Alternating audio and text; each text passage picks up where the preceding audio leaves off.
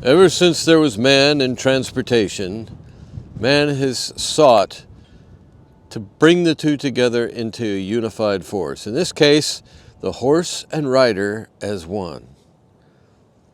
Yeah, but what if you're not really on a horse? What if you have a car like most people? Well, here we have Mazda.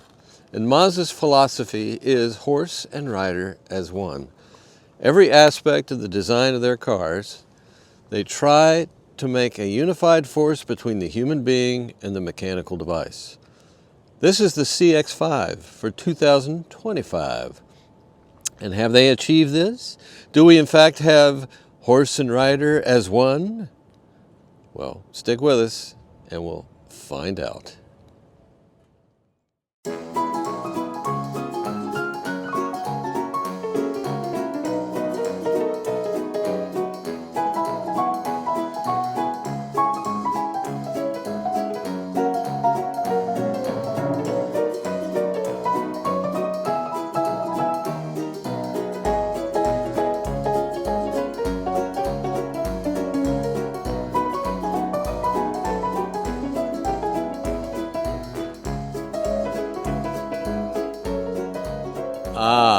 Here is our steed from Mazda. This is the CX-5 Carbon Turbo, and it's a really interesting package because I like this trimline very much because it gives you what you need, not a whole lot of frippery above that, and it keeps the price at a very reasonable level. Like all the competition these days, we have an inline four-cylinder engine of 2.5 liters displacement that is turbocharged. We have a 6-speed automatic transmission. We have Mazda's iActive all-wheel drive system. And we have a 106.3-inch wheelbase, which is much further of a spread of a wheelbase as compared to them horses over there. Their wheelbase is much shorter than that in general. Although you could get up into your draft horses. Well, anyway. But this beautiful little car is such a good practical choice for so many people, especially growing families, because it's fairly small outside, can fit anywhere pretty much in most garages, easy to park, that sort of thing. But it has a good amount of room in it. It has a good amount of room, especially if you have a couple of kids.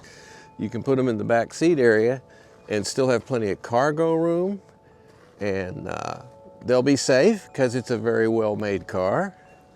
And you'll also be using a reasonable amount of fuel, whoa, as I fall down on the ice, because it gets pretty good mileage.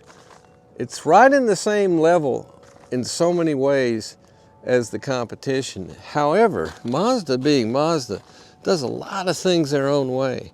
And there are definitely some unique aspects to our Carbon Turbo. So as we circulate about, I want you to think about, do I have a growing family, or am I a person that is single and I just need some room and a little bit of off-road capability, but definitely some all-weather capability, like snow, for example? You got to get to work, that sort of thing. This may be a very, very good choice for you. So without further ado, let's look under the hood and see our 2.5 liter inline four turbocharged engine. Welcome to my world, won't you come on in? Well, this is a 2.5 liter inline four-cylinder engine that is turbocharged, and it's also a SkyActiv G from your friends at Mazda. And as usual in this type of vehicle, there's a whole slew of them out there, these compact sport utilities. We have this inline four mounted transversely. 1, 2, 3, 4 cylinders, just like that. And as is the usual practice, the turbocharging bits with the exhaust manifold are in the back, in between the engine and the firewall. In the front, down here, we have our fuel injection system, which I believe is direct injected. Is it direct injected plus port fuel injection? I don't know, have to check. They're not real clear about these things. But as you can see, your serpentine belt, this is like the front of the engine here, and here's your serpentine belt down in there. There's your alternator. And there is an intercooler, of course, because you got to have them with turbocharging because it compresses the air, it gets hotter. We all know this. Here's our air intake. Here's our handsome little air box coming in here and feeding our, this part right here is feeding into the turbocharger system. And then the turbocharging air, the turbo air goes through and around and is cooled before it actually gets into the intake system, which is right along here. And the intercooler is probably, that may be it right there. I don't know, but you got all these coolers there. You can see, and then there's your radiator, and then you have, I don't know if there's a transmission cooler, probably not, but there could be. But anyway, and then you have your air conditioning condenser and everything. So there is an array of radiators on the front of pretty much everything these days. What are our numbers? This is really interesting. What we have, if you put your regular fuel in there, your 87 octane, you have 227 horsepower at 5,000 RPM and 310 pounds of feet in your torque department at around 2,000 RPM. Now, if you put premium fuel in there, which is quite a bit more expensive, I just discovered the other day when I had to put premium in a vehicle, it's 256 horsepower and 320 pounds of feet, your foot-pounds for your torque. Roughly the same. I think that's actually a slightly higher RPM for the torque value, but interesting stuff. If you do want to opt for that more expensive fuel, I don't know why you'd want to do that if you really need that extra little oomph. But some of you out there, I know you like your horsepower and you'll do all kinds of things to get it. So that includes paying more at the pump, but whatever. Isn't this a nice little air intake right here? And it runs down into the lower part of the air box, I think, here. Huh. But anyway, here's something I love. We have a dipstick here, and we have an indicator right here that we have 5W30 is your oil requirement. Stick with that. Use the viscosity they tell you to, because if you don't, you're being silly. And I don't know what it would do if you're with your warranty, if you put like 0W40 in there, and they could tisk and task you if something went wrong with the engine. But it just makes common sense. That's not the world's most common viscosity of oil, so it's not bad either. You can get it. But with all vehicles, you should probably always carry a quart in the back of the car somewhere, just in case you need to top off the oil. And one problem we see a lot of these days is these cars have gotten so reliable and so trouble-free that they never check their oil hardly anymore. And check it. When you, like every second or third time you get gas, check your oil and see what kind of shape you're in. And by all means, stick to the manufacturer's suggested oil change intervals. In fact, I would advise you just to go 5,000 miles on anything you drive. A lot of them will tell you can do 10,000 nowadays. And while that may be good for the environment because you're actually creating less in terms of waste oil, for the life of your engine, not a great idea. And used motor oil can be used for other things, recycled and used for other things, so dispose of it properly. Thank you. Thank you. This has been a public service announcement. Soon there'll be no more public service announcements ever, probably. But as you can see, we have lots of thermal protection back here. And it looks like there's a fair amount of room between the engine and the firewall. So if you did have to have your turbocharger looked at, dealt with, I think they can probably get to it fairly easily. But again, this is all primarily it's front wheel drive, but you do have all wheel drive, and it does engage the rear drivetrain when necessary. It is a conventional rear drivetrain because we don't have any electrics on this vehicle. And on the carbon, by the way, the carbon trim level, it is all-wheel drive. You do not have a front-wheel drive version of that trim level. which is just as good, unless you live in the South and you never have any inclement weather at all and never drive anywhere where there's any mud or anything like that. I really recommend getting the all-wheel drive because it's too handy. It's just too good to have to keep you motivated. Oh, and here, by the way, here's our 12-volt battery. Very easy to access. Access. Gosh, I think it's the cold and the wind and the blusteriness. But anyway, this is our 2.5 liter turbocharged inline 4 Skyactiv G Turbo Deluxe Genie E2 Mazda for your propulsion needs. Oh yes, and we do have our 6-speed automatic transmission with a manual mode, by the way, and paddle shifters. We'll show that when we get to the interior. Let's move on, shall we? Oh boyo, we have Toyos. In this case, a 225/55 R19. We have 19-inch wheels on this fairly small vehicle, which is a very interesting styling move. And these Toyos are great because they're very good all-season tires, which you really need in the weather we're having around here. We've had a lot of snow and ice. And they're not hardcore snow tires by any stretch of the imagination, but they're very good. I mean, overall, they're trying to build a tire like everybody else is doing, the all-season radial tire that will handle just about any reasonable road condition year-round. And they're getting good at it. A lot of that has to do with not just the tread pattern, but the compounds they make these tires out of. And it's a compromise between the amount of miles you'll get on it before you have to replace it versus how sticky it is and how good the traction is. This has an A rating of traction and an A rating of temperature and a mileage. What's our mileage on there? It's 300.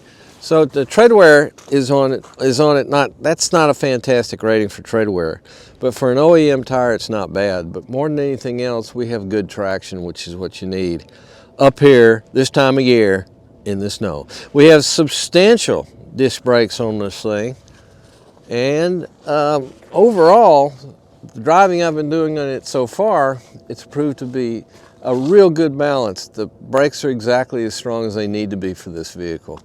It's about a 3,800 pound vehicle, if I remember right. And as you can see, we have kind of a chopped tail end on it. So would that imply that we don't have a whole lot of cargo room back here? And most of that area is devoted to rear seat room? Well, first of all, you do have a power liftgate, which is nice on our carbon model. And as you can see, there's a fair amount of room in here. Quite surprising. I believe it's about 29 cubic feet that expands to, oh hell, I'll put it at the bottom. But we do have our 60/40 split right here. And we have a very nicely finished cargo area. And what's down here? What do we have here? We have a temporary spare tire, easy to get to, which is fantastic. And there's just a general feeling overall I've discovered with this vehicle of sound assembly, very high quality. For this class of vehicle, it does very, very nicely. Mazda's always been a strong point with them.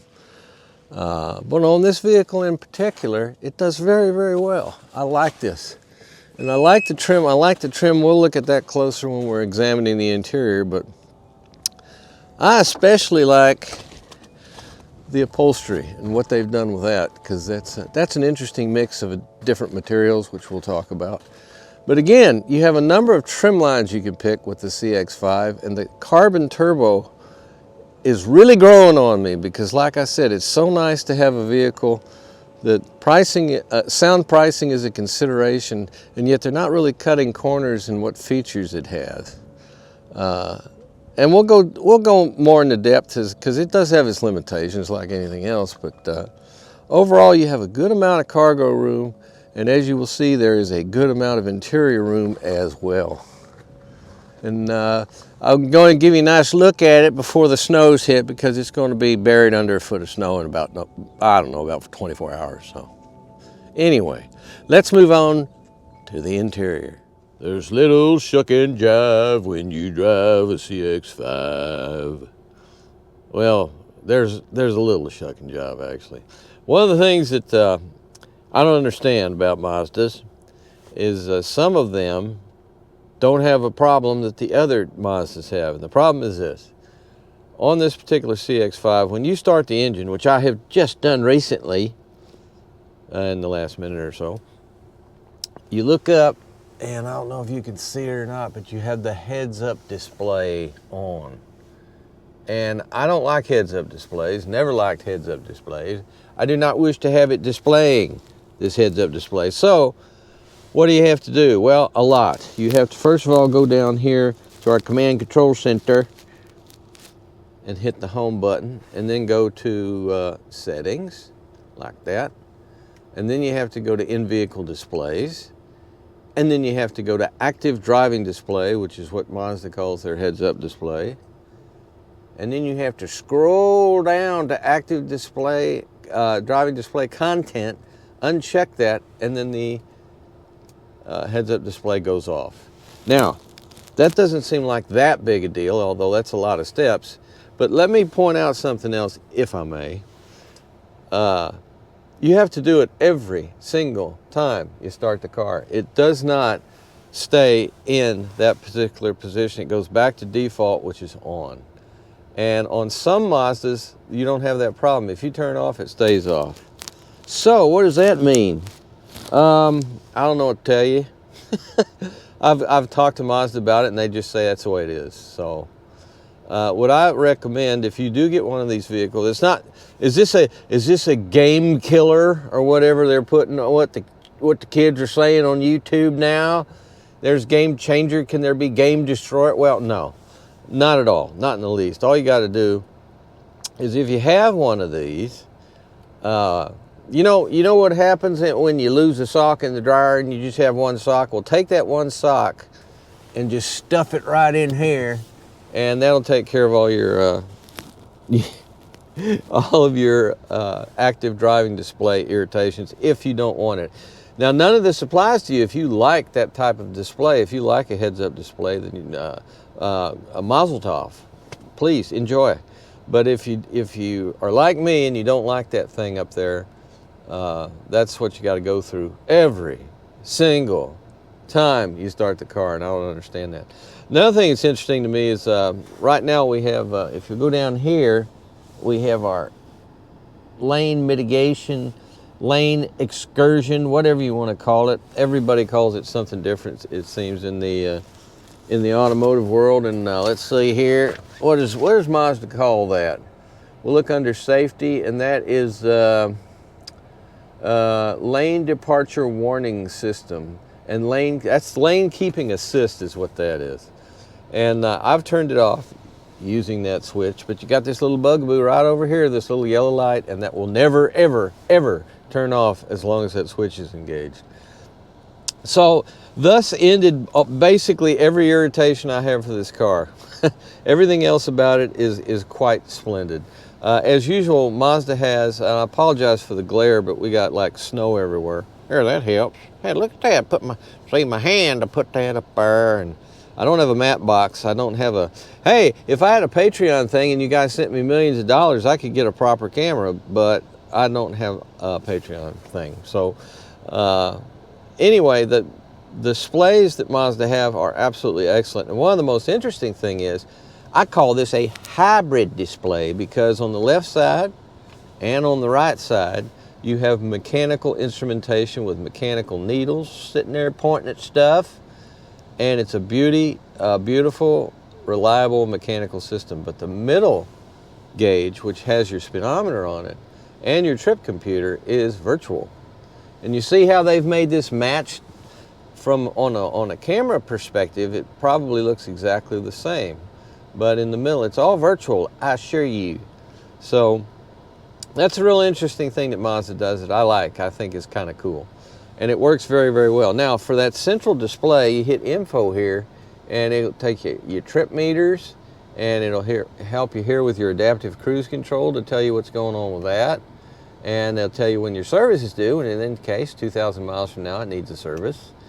And there's a compass, and there's our remaining mileage till we have to refuel. All there for your convenience. Nice, huh?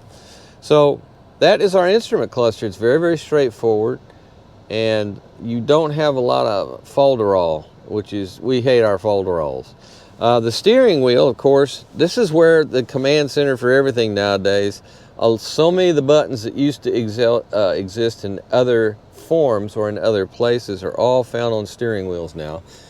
You know this, but what always amuses me is the fact that the cruise control and the radio controls swap sides back and forth depending on what manufacturer you have. Again, we don't have no standardization, which I think all manufacturers would benefit if they all kind of chipped in together and put stuff on the same side. You always had your cruise control on, let's say, the left or right side, and that would be dandy. On this vehicle, the cruise control center is right here, and you have different modes. You have a regular adaptive cruise control mode, and then you have a mode that has if you have the lane mitigation enabled, it will stay in the lane pretty much, I think. I've been messing with it, and it hasn't been real straightforward about what it's been doing some of the time. But this, of course, is the adjusting of the distance between the following vehicle. In other words, if you're behind a car, you can add car links, fore and aft. Right now there's 2, 3, 4, and that's it, or down to 1. So this is all, like I say, on the right side, and you'll have your cancel switch down here and your resume switches up here. Usually cancel and resume are the same switch, but you know, like I say, it's a Mazda thing.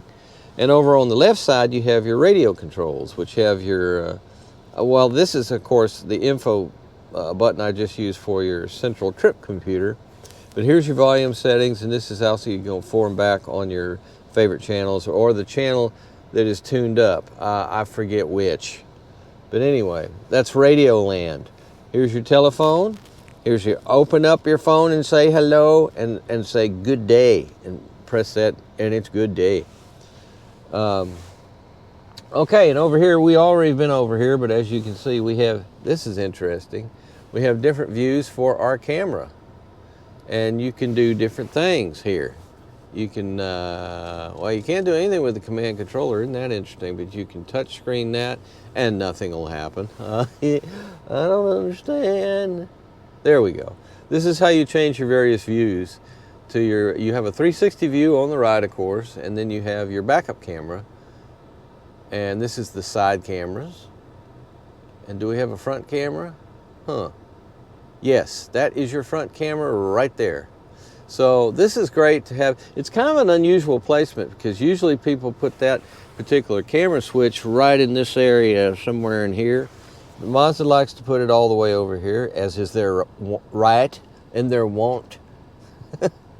So that's the way they like to do it. This, of course, is your remote rear gate opener, which is powered, by the way. So for your convenience. Okay, now moving right. Now here's one of the most interesting features on this in the interior, and I really like the size and type of screen it has. I'm a big believer that a lot of cars now have center touch screens that are way much too big as far as what you actually need them for. And this one is a perfect size. It falls below the line of the hood right there, so you can easily see over it, and so it doesn't in any way obscure your view. Some cars have these things that go way up yonder. This is, of course, a horizontal or portrait mode type of camera system, and it is operated by this little dial right here, which we can turn and we can zoom in our map or zoom out. How far out can we go? How far out can we go? Look at us. Oh, this is exciting. Look at there. Look at there. Keep going. Keep going. Keep going. Keep going. There you go. How about that, huh? So that's very easy to operate. It's a very good mapping system, and it's very, very, the HD quality of the image is wonderful. And here's our menu right here if we want to do select a place to go to and all that stuff. All done with this little guy right here, once again. So a very nice system, actually. I like it. And the screen size, I think, is a genius situation, especially for, this is a compact vehicle after all, but at the same time, if you look at the overall dashboard area and everything else, it's a good size because it gives you all the information you need and doesn't take up too much real estate here, which is terrific. Because this way, they have these nice, big, powerful central vents for your heating, ventilation, and air conditioning, your HVAC. Speaking of which, drop down and here's our control center for all that good stuff. You have, of course, two zones, the left and right zones, or the passenger and driver sides, where you can adjust and put it on automatic and adjust the temperature that you want it to set it at. Seems to do a pretty good job overall. I've been very comfortable in this car. And look at what we have. We have heating up here for our seats, boom, and then we have ventilation right down there, both heating and ventilation on a compact SUV. Very nice, very feature laden. I like it. Drop down, and here we have a place to put our cell phone for charging. Our QI wireless right there. Easy to use, seems to work great. I use it all the time to charge my phone as I'm driving along, raising hell with everybody on the road. Now then, something else that makes me happy and makes me smile is we have a conventional mechanical feeling. Now I'm sure there's electronics down below where it actually integrates into the transmission, but the overall shifter itself is absolutely mechanical. And you have your drive setting, and you pop it over here, and you have your manual setting. So you can go up and back. There's second. We can start out in second gear if we want to. And you also have paddle shifters right here. So you have a lot of flexibility with this little automatic transmission, which is a 6-speed, I do believe, as I should know by now since I've had the car for a while. But it's all Skyactiv beauty, and it shifts very nicely. It's a good fit. The 2.5 liter turbo, which puts out a fair amount of horsepower at 277. That's quite a bit. But it seems to be a good fit with this this transmission. Now, a lot of vehicles in this range would more than likely have an 8-speed transmission. But this is a 6-speed, and I think it works great. I don't necessarily follow the modern thing about you just load up with 8 and 10 speeds with your transmission. I mean, yeah, you might eke out a little bit better fuel economy, but at the same time, you've made your transmission a lot more complex. And should you ever have a problem with it, if you're a smart person and you keep your car for a long time and maintain it, but if you do have transmission trouble down the road, it's going to be a lot more expensive to fix. But you know, you don't have a choice. You have to deal with the speeds they give you. So there you go. This is a very interesting thing. Well, first of all, before I get over there, here's your park brake and your auto hold for your park brake system, and the star right here button that you can program to do what you like. This is how we go back to the previous page. Just press that. Here's our cup holder holding a cup, and here is our console area, which has a couple of USB-C ports right there for your convenience. I believe this is an SD card slot right there that is used for your navigation system, I'm assuming. But it's small, but it's deep, and it's good. It's a good sized little console. Our glove box is very roomy with our large, prestigious. Why would a owner's manual be prestigious? I have no idea. But it's a good owner's manual. It's easy to access. It's right there. And here we have, now our seats are very, very interesting. What we have here is you have leather, but then terracotta leather it's called, but then you have these synthetic suede inserts, which are great, and they also facilitate the ventilation I showed you earlier. A lot of cars in this price range, or in this size range in particular, have heated seats, but they don't have ventilation, but this car does. It doesn't have huge side bolsters, but they're good. And the overall firmness of the seat, I think, is really good. There's a lot of firmness on this car. The ride is pretty firm. Some people might find it a little too firm for their liking. I think it's just about right, and it helps the car have excellent handling. And the thing about Mazdas, and they've had this for a long time, they have mastered the ability through their Sky Active program to make things lighter but still very, very strong. And the chassis feels that way to me. The overall construction of the unibody and everything else is very stout. It's very strong. It's very quiet. There's not a lot of rattles or anything like that. But at the same time, it's not overly weighty. What's the curb weight on this thing? Hang on just a minute now. Our curb weight is 3,871 pounds. So interesting, but it feels more substantial than that might lead you to believe. It has a very, very good solid feel to it. All right, I'm going to unbelt here, and I'm going to go out back here, and oh my God, what's this?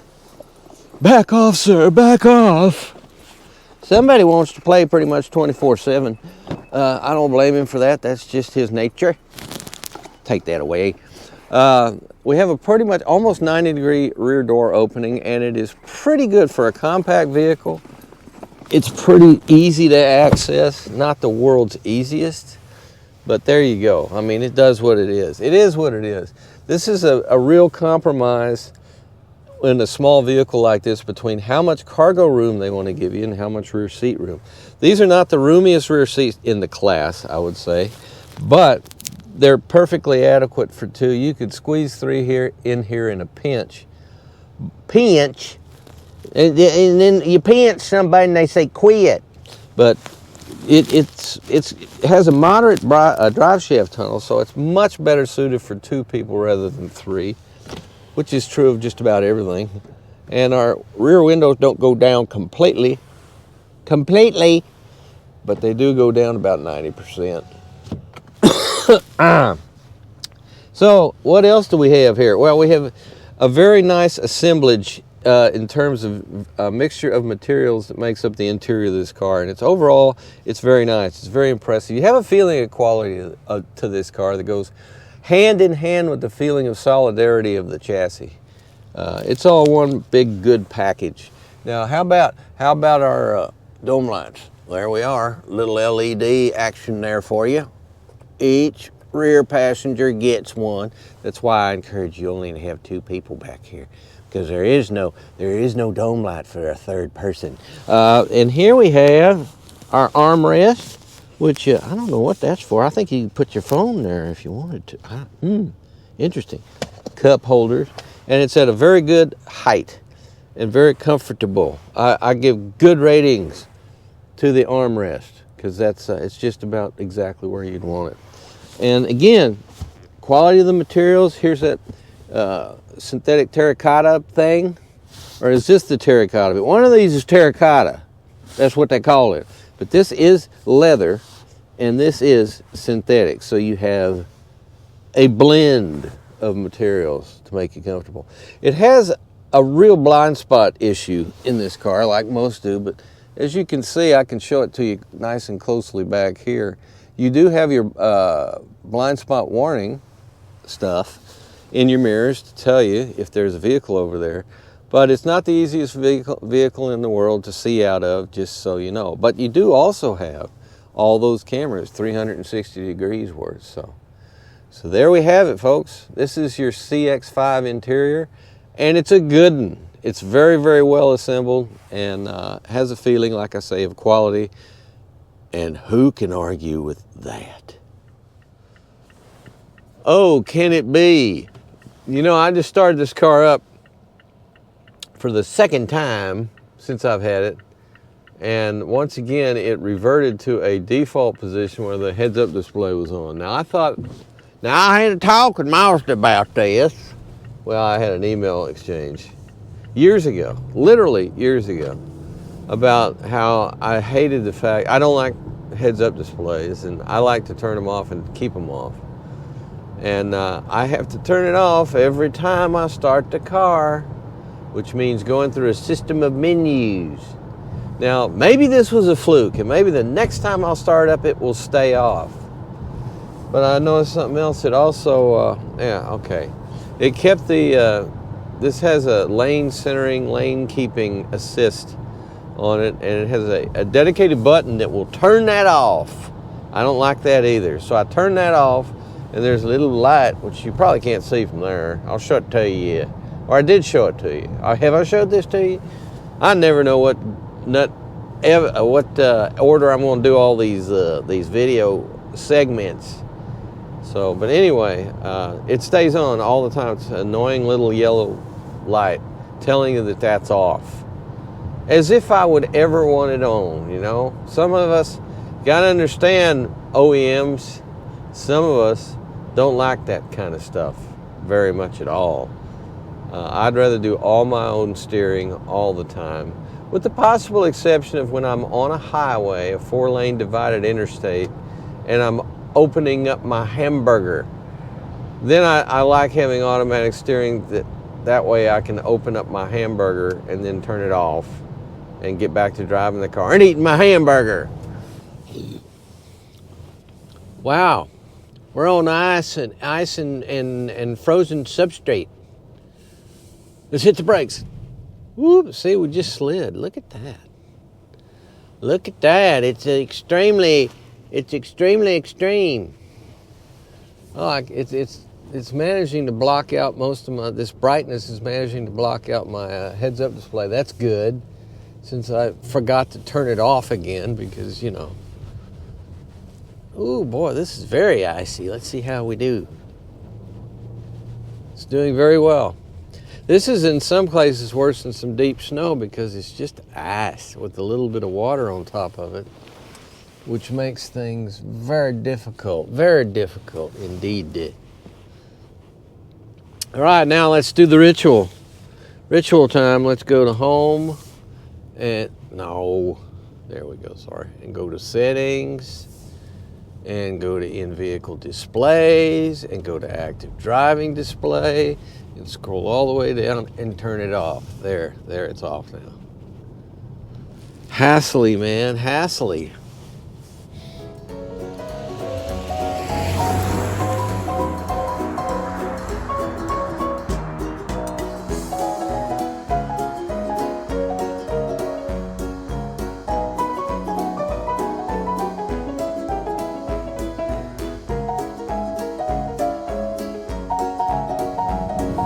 Woohoo! Now that little bit of slippage was actually not caused by ice, that was caused by just a little puddle. One of the things about this CX-5 is it's very light. It just floats over bumps too, for the most part.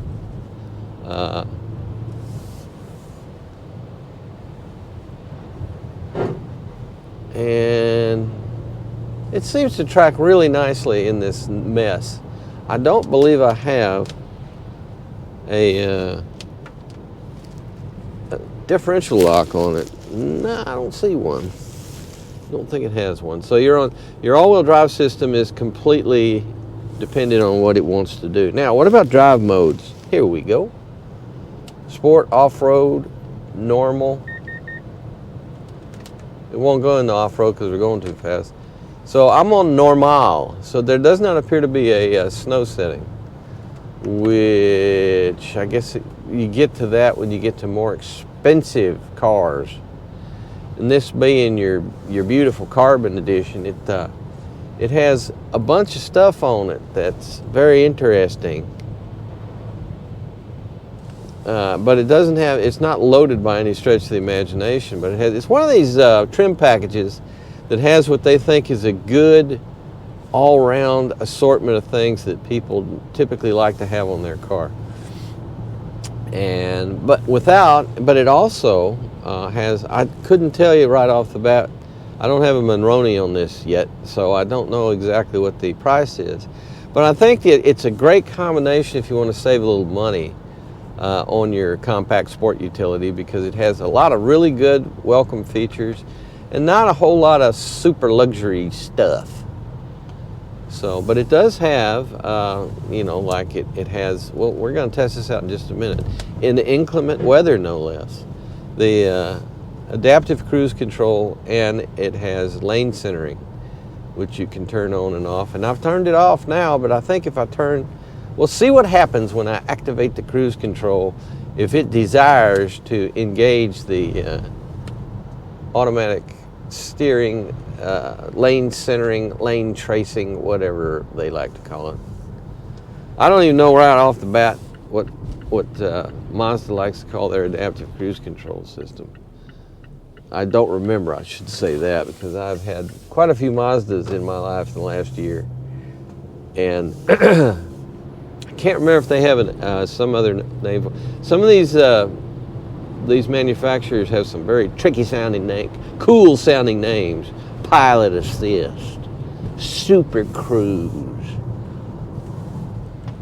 And Mazda's all about, when it comes to cool names, Mazda's all about the Jinaita, or the horse and rider is one philosophy of driver and car together.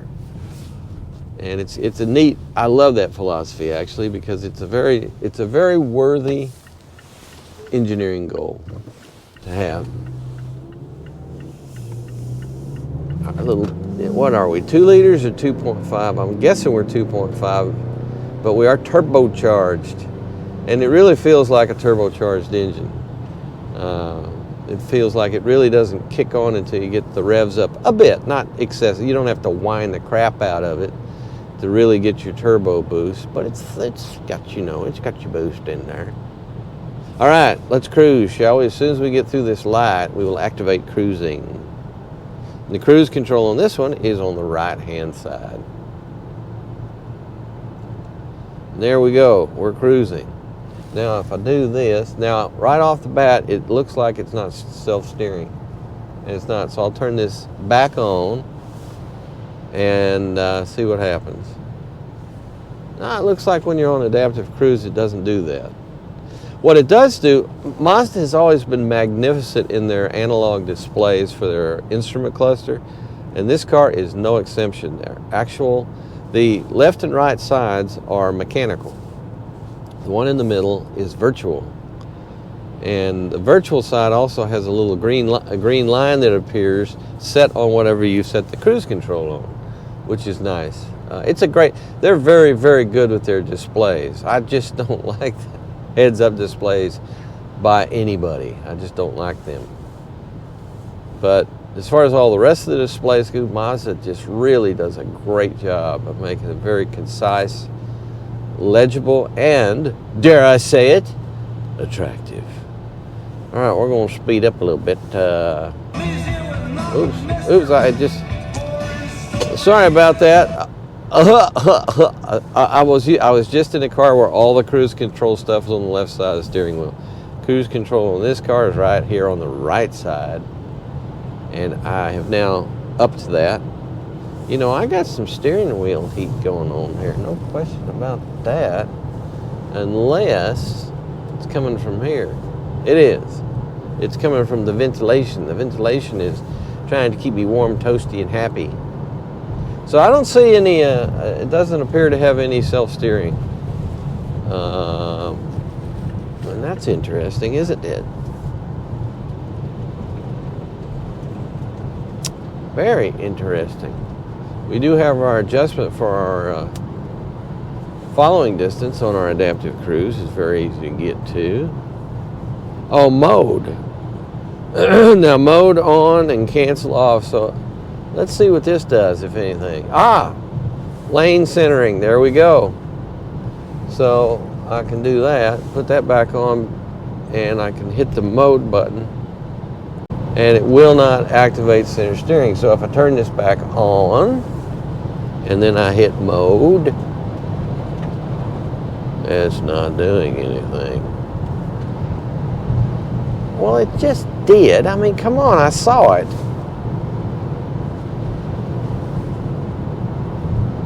All right, let's recycle. We'll recycle now. We'll hit, there we go, we'll hit mode. Isn't that interesting? It will not now. I saw the little designation. What's going on here? Oh, is that a little baby foxy? No, it's a little dog. Little dog. This person is going to save this dog. Oh, that's nice of them.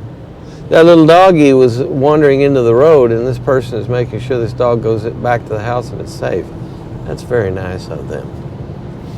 Wonder if it's their dog. Could be there. Aha! So we are moded. Oh, and it just turned the cruise control off. Now, why did it do that? Probably because I touched the brakes, as one does when there's doggies loose. Okay, now our steering is back, and it's trying to find the lanes. Hasn't found them yet. Looking for them, I think. All I'm getting is I'm not getting a green symbol here. So it's entirely possible that the system, a self-steering system exists, but it's not able to see enough to feel comfortable with actually steering the car. And that would be due to probably all this slush. There, it's steering a little bit there. Okay.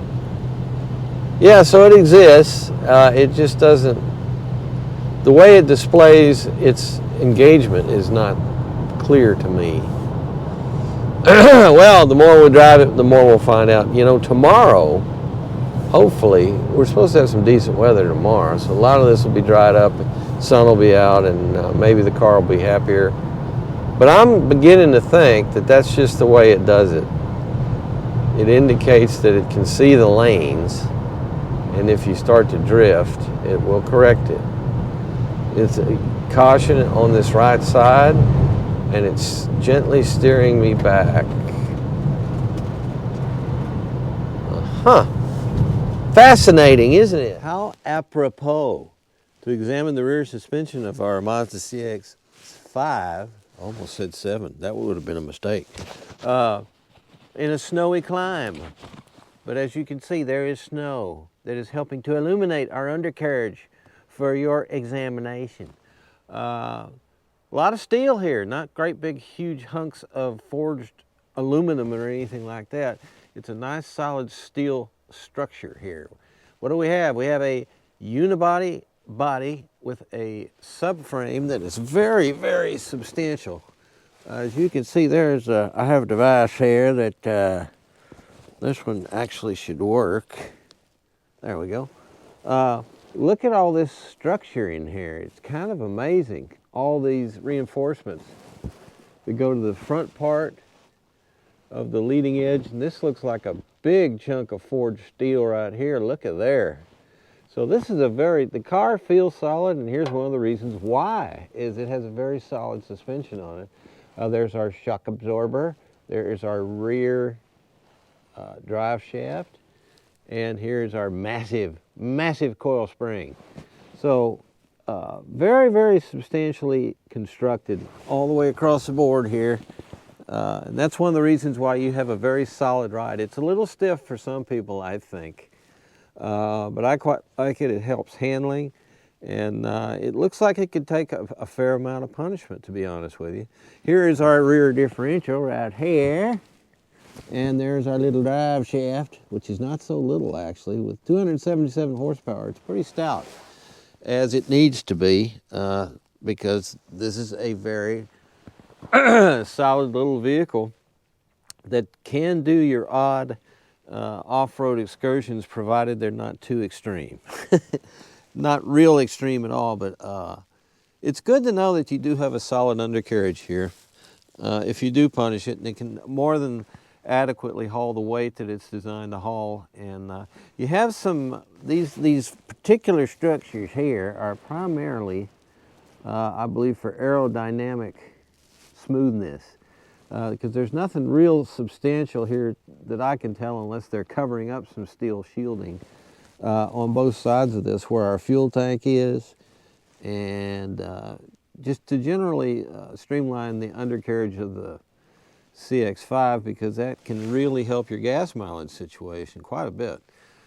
And as you can see, we even have a fairly simple exhaust system, just one pipe that comes out of the, you got your catalytic converter, and of course that leads up to where your turbocharger is, and comes back, but a series of sub-mufflers, and this final collector back here, which splits into two, to give you your dual exhaust effect. Very interesting. But everything is beautifully tucked away, and you have a good amount of ground clearance. So I wouldn't hesitate. This is again, and I've experienced this myself, this is a very good winter vehicle because it seems to handle the snow great. The standard tires on it are all-season tires, and they're good all-season tires. They do well in moderate snow. They do perfectly adequately. And with Mazda's all-wheel drive system, you can keep on going. And even if you want to do a little bit of the excursion down a logging road or something like that, you could probably be surprised at how well the thing will get you where you're going and get you back. So, great little SUV from Mazda is our CX-5. So, our 2025 Mazda CX-5 Carbon Turbo Edition has a base price of $37,000, and with options, including navigation and all that good stuff, our MSRP came to $39,455. So, what do we think? Well, we think it got 22 miles per gallon, which is really good in these winter conditions. And I think overall, it's a terrific driver. It is a very high quality unit. For anybody that's in the market for a compact sport utility, this is a very, very fine vehicle. And it should prove reliable, as Mazdas usually do. So thanks for watching. You guys out there, you be careful, drive safely, and hang in there. We'll see you soon. Do whatever the tube tells you. You dress like the tube, you eat like the tube, you raise your children like the tube, you even think like the tube. This is mass madness, you maniacs. In God's name, you people are the real thing. We are the illusion.